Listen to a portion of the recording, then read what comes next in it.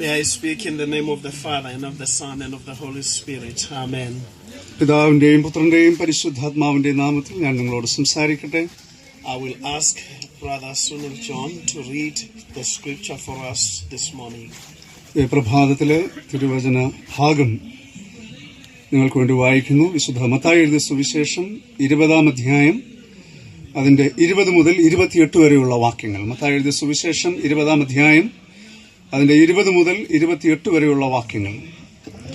അന്ന് സെബദി പുത്രന്മാരുടെ അമ്മ പുത്രന്മാരുമായി അവന്റെ അടുക്ക വന്ന് നമസ്കരിച്ച് അവനോട് ഒരു അപേക്ഷ കഴിച്ചു, നിനക്ക് എന്തു വേണം എന്ന് അവൻ അവളോട് ചോദിച്ചു. അവൾ അവനോട്, ഈ എന്റെ പുത്രന്മാർ ഇരുവരും നിന്റെ രാജ്യത്തിൽ ഒരുത്തൻ നിന്റെ വലത്തും ഒരുത്തൻ ഇടത്തും ഇരിപ്പാൻ അരുളി ചെയ്യണമേ എന്ന് പറഞ്ഞു. അതിന് ഉത്തരമായി യേശു, നിങ്ങൾ യാചിക്കുന്നത് ഇന്നത് എന്ന് നിങ്ങൾ അറിയുന്നില്ല. ഞാൻ കുടിപ്പാനിരിക്കുന്ന പാനപാത്രം കുടിപ്പാൻ നിങ്ങൾക്ക് കഴിയുമോ എന്ന് ചോദിച്ചു. കഴിയും എന്ന് അവർ പറഞ്ഞു. അവൻ അവരോട്, എന്റെ പാനപാത്രം നിങ്ങൾ കുടിക്കും നിശ്ചയം, എങ്കിലും നിന്റെ വലത്തും ഇടത്തും ഇരിപ്പാൻ വരം നൽകുന്നത് എന്റേതല്ല, എന്റെ പിതാവ് ആർക്ക് ഒരുക്കിയിരിക്കുന്നുവോ അവർക്ക് കിട്ടും എന്ന് പറഞ്ഞു. ശേഷം 10 പേർ അത് കേട്ടിട്ട് ആ 2 സഹോദരന്മാരോട് നീരസപ്പെട്ടു. യേശു അവരെ അടുക്ക വിളിച്ചു, ജാതികളുടെ അധിപന്മാർ അവരിൽ കർത്തൃത്വം ചെയ്യുന്നുവെന്നും മഹത്തുക്കൾ അവരുടെ മേൽ അധികാരം നടത്തുന്നുവെന്നും നിങ്ങൾ അറിയുന്നു. നിങ്ങളിൽ അങ്ങനെ അരുത്. നിങ്ങളിൽ മഹാനാകുവാൻ ഇച്ഛിക്കുന്നവനെല്ലാം നിങ്ങളുടെ ശുശ്രൂഷക്കാരനാകണം. നിങ്ങളിൽ ഒന്നാമനാകുവാൻ ഇച്ഛിക്കുന്നവനെല്ലാം നിങ്ങളുടെ ദാസനാകണം. മനുഷ്യപുത്രൻ ശുശ്രൂഷ ചെയ്യിപ്പാനല്ല, ശുശ്രൂഷിപ്പാനും അനേകർക്കു വേണ്ടി തന്റെ ജീവനെ മറുവിലയായി കൊടുപ്പാനും വന്നതുപോലെ തന്നെ എന്ന് പറഞ്ഞു. Bishops, brothers, it is a great joy to be here. അഭിവന്യ തിരുമേനിമാരെ, കർത്താവിൽ വാത്സല്യമുള്ളവരെ, ഇവിടെ നിങ്ങളോടൊപ്പമായിരിക്കുന്നതിൽ ഞാൻ അതിയായി സന്തോഷിക്കുന്നു. My brother Ben and I have been honored these days by your hospitality and warmth. നിങ്ങളുടെ ഏറ്റവും ധന്യമായ ആതിഥേയത്വത്താൽ ഞാനും എന്റെ കൂട്ടുകാരനായിരിക്കുന്ന ബെന്നും വളരെയധികം സന്തുഷ്ടനാണ്. We thank God for this church and for you. നിങ്ങളെ ഓർത്തും ഈ അഭിവന്യ തിരുമേനിമാരുടെ സാന്നിധ്യത്തെ ഓർത്തും ഞാൻ ദൈവത്തിന് കൃതജ്ഞതയും സ്തോത്രവും പ്രകാശിപ്പിക്കുന്നു. These 2 days of Bible study, I would like us to reflect on a leadership. ഇന്നും നാളെയുമായി നടക്കുന്ന വേദപഠനത്തിൽ നേതൃത്വം എന്ന വിഷയത്തെക്കുറിച്ച് സംസാരിക്കണം എന്നാണ് ഞാൻ താല്പര്യപ്പെടുന്നത്. Christian or church leadership. സഭയിലെ അല്ലെങ്കിൽ ക്രിസ്തീയമായിട്ടുള്ള നേതൃത്വത്തെക്കുറിച്ചാണ് ഞാൻ സംസാരിക്കുക. Which leads to mission. ഈ നേതൃത്വം ദൗത്യത്തിലേക്ക് നയിക്കപ്പെടുന്നതായിട്ടുള്ള നേതൃത്വത്തെക്കുറിച്ചാണ്. And so today I will just generally look at servant leadership. അതിനാൽ ഇന്ന് പൊതുവായി ഞാൻ ദാസ നേതൃത്വത്തെക്കുറിച്ചാണ് സംസാരിക്കുവാനായിട്ട് ഒരുങ്ങുന്നത്. And then tomorrow we are going to do just a browsing of key themes of leadership that emerge from the book of the Exodus. നാളെ പുറപ്പാട് പുസ്തകത്തെ അധികരിച്ച നേതൃത്വത്തെക്കുറിച്ചുള്ള പ്രധാനപ്പെട്ട വിഷയങ്ങളെക്കുറിച്ച് സംസാരിക്കണം എന്നും ഞാൻ ആഗ്രഹിക്കുന്നു. The aim being able to say, what do we think the church or God expects us to do as leaders in the church. ഒരു നേതാവ് എന്നുള്ള നിലയിൽ ഈ സഭയിൽ എന്ത് ശുശ്രൂഷയാണ് നാം നിർവഹിക്കണമെന്ന് ദൈവം ആഗ്രഹിക്കുന്നത് എന്ന് മനസ്സിലാക്കണം എന്നതാണ് ഈ വേദപഠനത്തിന്റെ താല്പര്യം. Let us start by defining what we mean by leadership. നാം നേതൃത്വം എന്നാൽ എന്താണ് എന്നതിനെ നിർവചിച്ചുകൊണ്ട് ആരംഭിക്കാം എന്ന് ഞാൻ കരുതുന്നു. It is, in a secular sense, leadership is the ability to influence people to work together to achieve the commonly desired aims. പൊതുവായി ആഗ്രഹിക്കത്തക്ക ലക്ഷ്യങ്ങൾ നേടത്തക്കവണ്ണം പ്രവർത്തനിക്കാൻ കഴിവുള്ളതായിട്ടുള്ള ആളുകളെ ഒരുക്കുവാനുള്ള കഴിവാണ് തീർച്ചയായും നേതൃത്വം എന്ന് നാം മനസ്സിലാക്കേണ്ടത്. If I may repeat that. ഞാൻ അതൊന്ന് ആവർത്തിക്കട്ടെ. It is the ability. ഇത് ഒരു കഴിവാണ്. To influence. സ്വാധീനിക്കുവാനുള്ള കഴിവാണ്. People. ജനങ്ങളെ സ്വാധീനിക്കുവാനുള്ള കഴിവാണ്. To work and achieve. പ്രവർത്തിക്കുവാനും നേടിയെടുക്കുവാനും the commonly desired goal. പൊതുവായി ആഗ്രഹിക്കത്തക്കുന്ന ലക്ഷ്യങ്ങൾക്ക് വേണ്ടി പ്രവർത്തിപ്പാനും നേടിയെടുക്കുവാനുമുള്ളത്.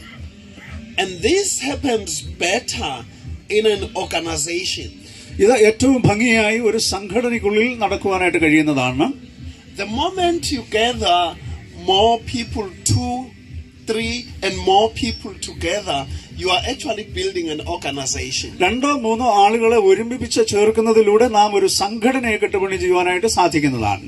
Principles of organizational development teaches us that even the church is an organization. സംഘടനകളുടെ പൊതുവായ തത്വങ്ങൾ നാം മനസ്സിലാക്കുമ്പോൾ സഭയും അത്തരത്തിലുള്ള ഒരു സംഘടനയായി നമുക്ക് മനസ്സിലാക്കുവാനായിട്ട് കഴിയുന്നതാണ്.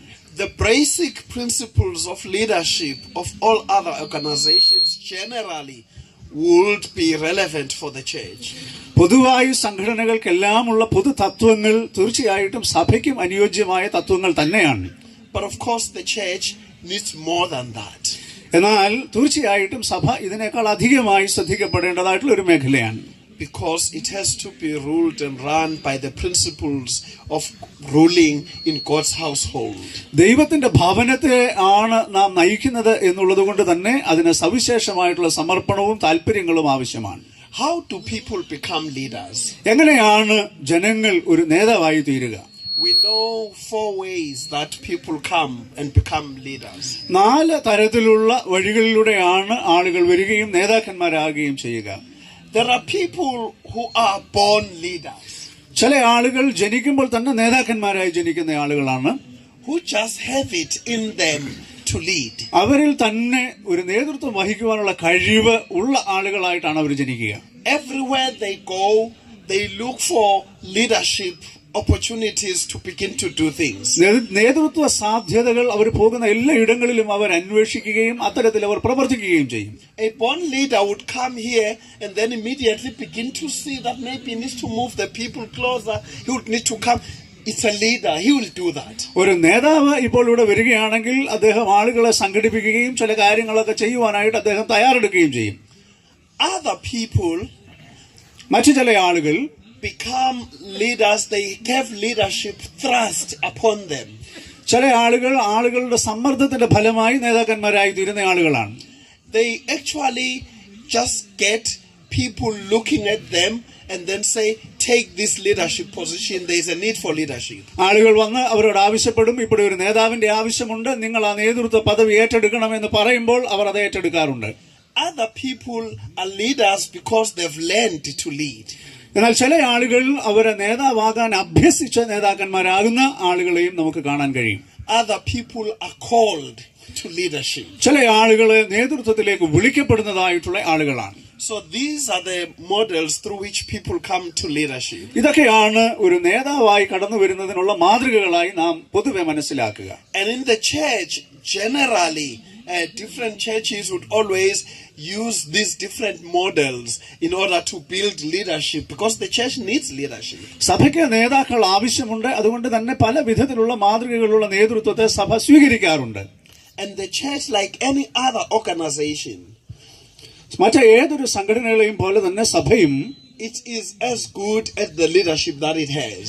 അതിന്റെ നേതൃത്വത്തിന്റെ നന്മയ്ക്ക് അനുസരിച്ച് നന്മയുള്ളതാകും ഓരോ സഭയും. At all levels. എല്ലാ നിലകളിലും എല്ലാ തലങ്ങളിലും. If you've got good leadership at the top, ഉന്നതമായ ശ്രേണികളിൽ നല്ല നേതാക്കന്മാരുണ്ടെങ്കിൽ the church grows and become a good organization. സഭ നന്നായി വളരുകയും നല്ല ഒരു സംഘടനയായി നല്ലൊരു പ്രവർത്തനം കാഴ്ചവെക്കുവാനായിട്ട് സഭയ്ക്ക് സാധിക്കുകയും ചെയ്യും. Even at the local congregation, if there is good leadership, the church continues to grow and thrive. പ്രാദേശിക തലങ്ങളിൽ നല്ല നേതൃത്വമുണ്ടെങ്കിൽ ആ പ്രാദേശിക ഇടവകകൾ നന്നായി വളരുന്നതിന് കാരണമായി തീരും. So this church, which is now over 2,000 years, it has been around close to 2,000 years. ഈ സഭ ഇപ്പോൾ ഏകദേശം 2000-ഓളം വർഷങ്ങളായി ലോകത്തിൽ പ്രവർത്തിച്ചുകൊണ്ടിരിക്കുന്നു. If you may ask the question, how has it managed to continue from one generation to another without collapsing? Because other churches are started and they collapse. പല സഭകളും ആരംഭിച്ച് അവസാനിക്കുമ്പോൾ പോലും ഈ സഭ അതിന്റെ പല തലമുറകളായി ഇത്ര ഭംഗിയായി എങ്ങനെയാണ് നടന്നു വരുന്നത് എന്ന് നാം ചിന്തിക്കേണ്ടതാണ്. How does it start from AD 52 and continue up to today? 1852 ആരംഭിച്ച അന്ന് മുതൽ ഇന്നു വരെ എപ്രകാരമാണ് ഇത്ര ശക്തിയോടെ ഈ സഭയ്ക്ക് നിലനിൽക്കാനായിട്ട് സാധിക്കുന്നത്? And it remains a powerful phenomenon in the world. ഈ ലോകത്തിലെ ഏറ്റവും ശക്തമായ ഒരു പ്രതിഭാസമായി സഭ നിലകൊള്ളുന്നു.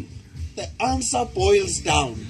അതിന്റെ ഉത്തരം മറ്റൊന്നുമല്ല, over the centuries പിന്നിട്ടതായ നൂറ്റാണ്ടുകളിൽ it has had good leadership. ഈ സഭയ്ക്ക് ഏറ്റവും അതുല്യമായ നേതാക്കളെ ലഭിച്ചിട്ടുണ്ട് എന്നുള്ളത് തന്നെയാണ്. The Spirit of God works.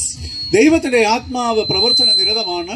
But over and above that, you just need good leaders at all levels. ഈ ശക്തിയിൽ ആശ്രയിച്ചുകൊണ്ട് പ്രവർത്തിക്കുവാൻ കഴിയുന്ന എല്ലാ തലങ്ങളിലുമുള്ള നേതാക്കളെ ഈ സഭയ്ക്ക് ലഭിക്കുന്നതാണ് ദൈവത്തിന്റെ വലിയ അനുഗ്രഹം. And then the mission of the church continues. ആയതിനാൽ ദൈവത്തിന്റെ ദൗത്യം ഏറ്റവും അനുഗ്രഹകരമായി മുൻപോട്ട് പോകുന്നതിന് സാധിക്കുന്നു. Because it depends on the quality of leadership.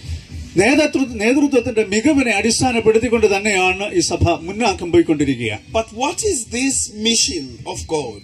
എന്നാൽ എന്താണ് ഈ ദൈവത്തിന്റെ ഈ ദൗത്യം? Is the work that God has sent us out to do. ഈ പ്രവൃത്തി ദൈവം തമ്പുരാൻ യേശു ക്രിസ്തു നമ്മെ ലോകത്തിലേക്ക് അയച്ച് നിർവഹിക്കാൻ വേണ്ടി അയച്ചിരിക്കുന്നതായിട്ടുള്ള പ്രവൃത്തി തന്നെയാണ്.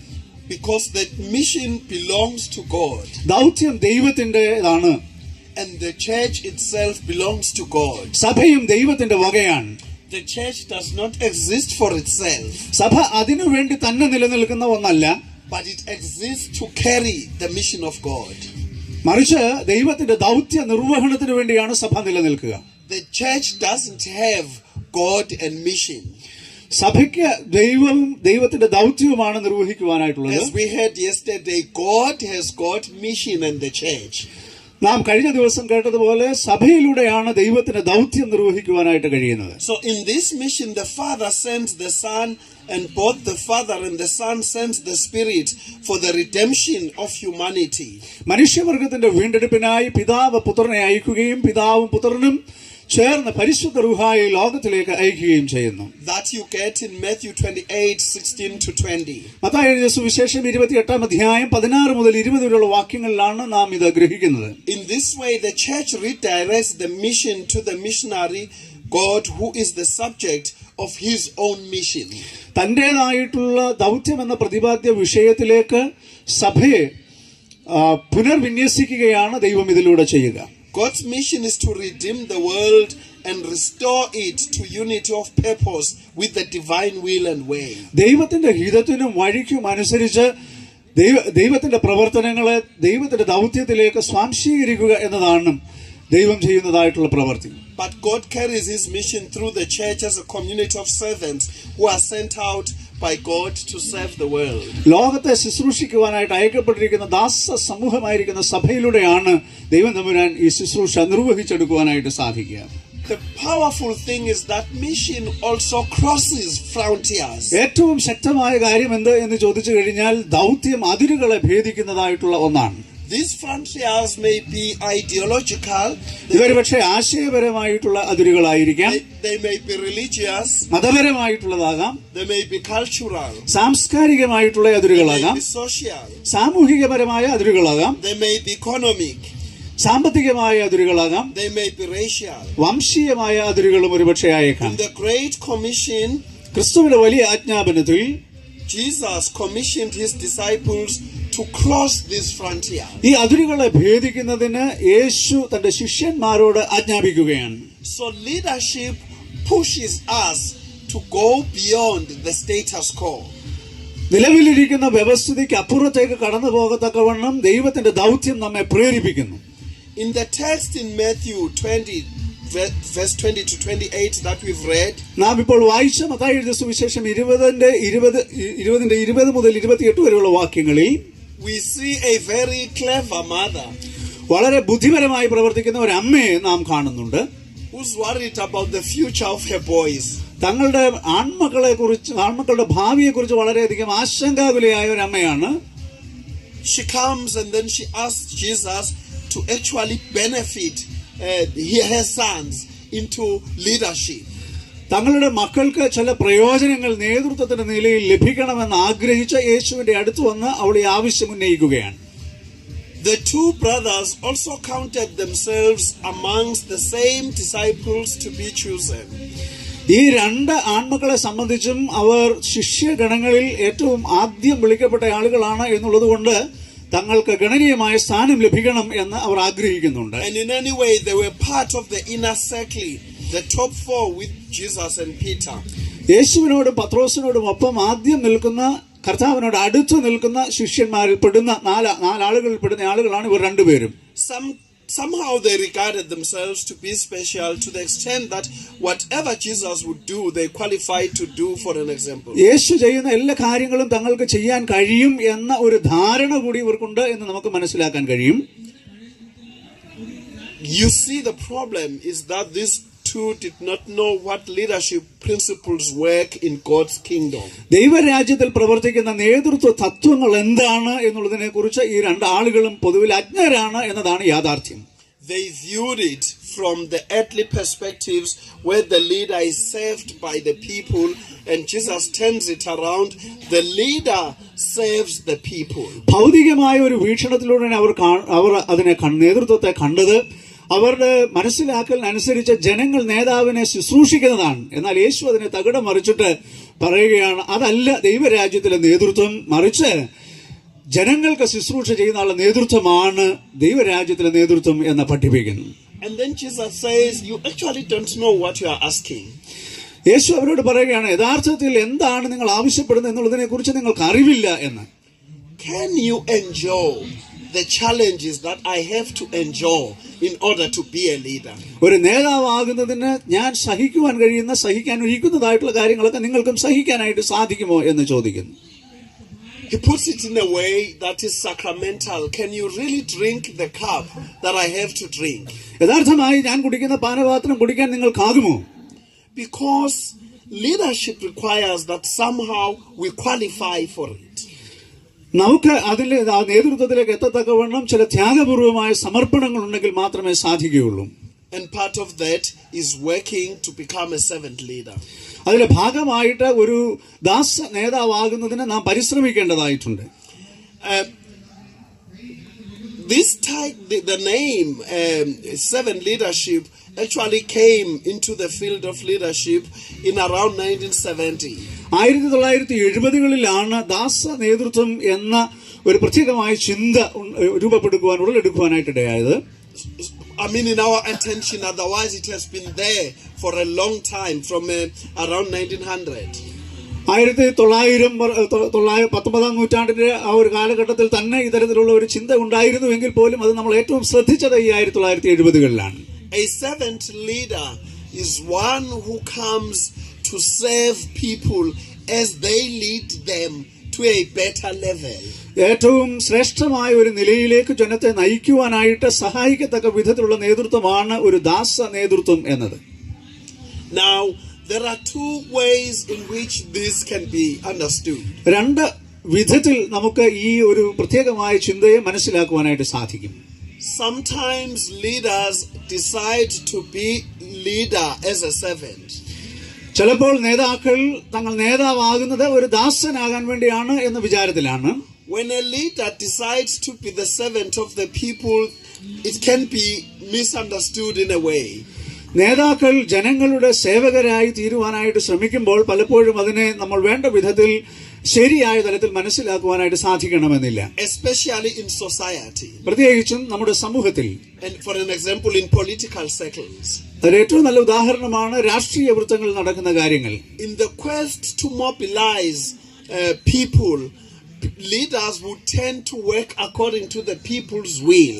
ജനങ്ങളുടെ ഇച്ഛയ്ക്കനുസരിച്ച് അവർ പ്രവർത്തിച്ച ജനങ്ങളെ തങ്ങളുടെ വരുതിയിലാക്കുവാനായിട്ട് പരിശ്രമിക്കും. And be dictated to by the people, because then you need the majority support. ഭൂരിപക്ഷത്തിന്റെ സഹായം തങ്ങൾക്ക് ആവശ്യമായതുകൊണ്ട് ജനങ്ങൾ പറയുന്നതിനനുസരിച്ച് ഒരുപക്ഷെ അവർ പ്രവർത്തിച്ചു എന്ന് വന്നേക്കാം. That's when you've turned the leader to be serving people and their own agendas. അവരുടേതായ താല്പര്യങ്ങൾ സംരക്ഷിക്കത്തക്കവണ്ണം ജനങ്ങളോട് ചേർന്ന് നിന്ന് പ്രവർത്തിക്കുന്ന ആളുകളായി ഈ നേതാക്കൾ ഒരുപക്ഷെ താഴ്ന്നു പോകാൻ സാധ്യതയുണ്ട്. But in the church, എന്നാൽ സഭയിൽ it's different. അത് വ്യത്യസ്ത തലത്തിലാണ് നാം മനസ്സിലാക്കുന്നത്. Because we would like to see a servant as a leader. എന്നാൽ സഭയിൽ ഒരു ദാസൻ, ഒരു ശുശ്രൂഷകൻ, ഒരു നേതാവായി മാറുന്നു എന്നതാണ് നാം മനസ്സിലാക്കുക. This is when our leader becomes God's servant first. സഭയിൽ പ്രഥമമായും ഒരു നേതാവ് ദൈവത്തിന്റെ ശുശ്രൂഷകനാണ് ആദ്യമായി. And is dictated to and follows God's principles and rules. ദൈവത്തിന്റെ നിയമങ്ങളും തത്വങ്ങളും പാലിക്കുവാനായിട്ട് നിഷ്കർഷിക്കപ്പെടുന്നയാളാണ് സഭയിലെ ഒരു ശുശ്രൂഷകൻ. The way they serve us is by leading us to that will of God. ദൈവത്തിന്റെ ഹിതത്തിലേക്ക് നമ്മെ നയിക്കുന്നു എന്ന തലത്തിലാണ് അവർ ശുശ്രൂഷ നിർവഹിക്കുക. It is not necessarily by following our will. നമ്മുടെ ഹിതത്തിനനുസരിച്ചാകണം എപ്പോഴും നേതാവ് പ്രവർത്തിക്കണം എന്നതില്ല. That they become leaders. അങ്ങനെ അവർക്കൊരിക്കലും നേതാവായി തുടരാനായിട്ട് സഭയിൽ സാധിക്കില്ല. But they serve us by helping us to understand God's will. ദൈവത്തിന്റെ ഹിതം എന്താകുന്നു എന്ന് നമ്മെ മനസ്സിലാക്കി തരത്തക്കവണ്ണം പ്രവർത്തിക്കുന്നയാളാണ് ഒരു സഭയിലെ നേതാവ്.